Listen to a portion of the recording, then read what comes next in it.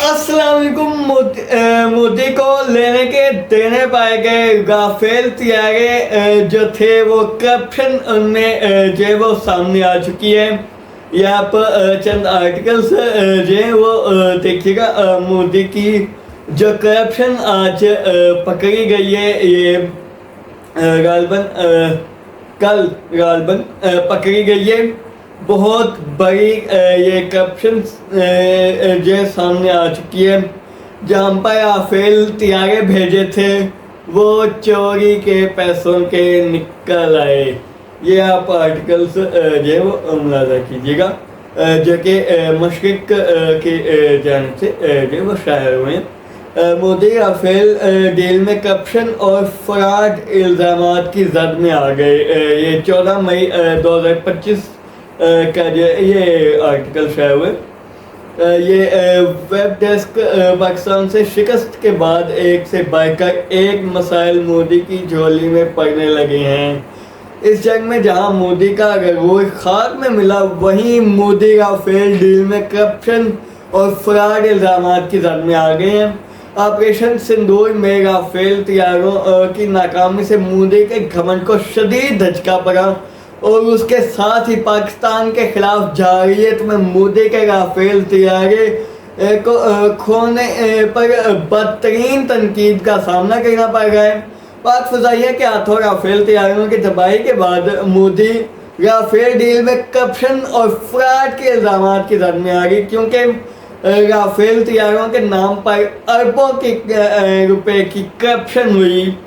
और इस हवाले से नेशनल हेराल्ड इंडिया और BBC रिपोर्ट में बताया गया है कि मोदी सरकार को राफेल डील में 7.5 बिलियन यूरो कमीशन की अदायगी हुई, जबकि इस रिपोर्ट में कीमतों में मुबालगा और डील को मशकूक करार दिया गया।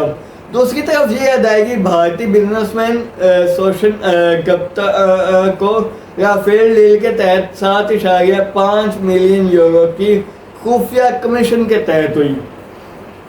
इससे कबल कांग्रेस रहनुमा राहुल गांधी ने पहले ही राफेल डील पर बात की थी कि राफेल डील में करप्शन की गई है और अरबों का डॉलर का फ्रॉड किया गया है। राफेल डील के वक्त बीजेपी हुकूमत के वज़ीर दिफा मनोहर पर्रिकर भी इस डील का हिस्सा नहीं बने थे और उन्हें इस्तीफ़ा देना पड़ा था।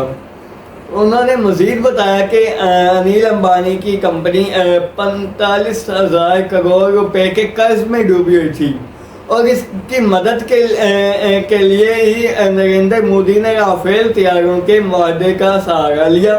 इन इंकशाफात के बाद मोदी सरकार की जानिब से इस अहम मामले की तहकीकात को नज़रअंदाज करने पर कई सवाल उठ गए हैं। गैर मुल्की ज़राए अबलाग के मुताबिक क्राइम ब्यूरो ऑफ इन्वेस्टिगेशन ने मोदी के करप्शन और बदनवानियों को सामने लाया, मगर मोदी ने आज तक इस वाक़े पर मुजरिमाना खामोशी इख्तियार की रखी है। मोदी के खिलाफ करप्शन केसेस सामने लाने पर CBI के डायरेक्टर की बरतरफी और तहकीकात आगे ना बढ़ाने पर भी मामला उलझ गए।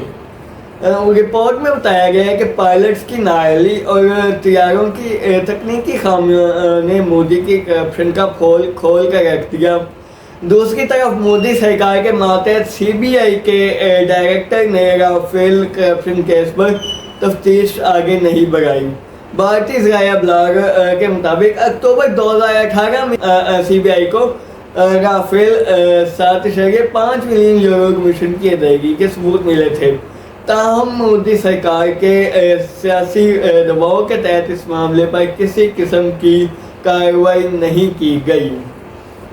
बहुत बड़ी ये एक तो जो स्कैंडल ये जो सामने आए और इससे मोदी सरकार की जो इज्जत, पहले जो उसका जनाजा निकला था, अब तो बाकायदा तौर पर इज्जत कहीं गई ही नहीं है।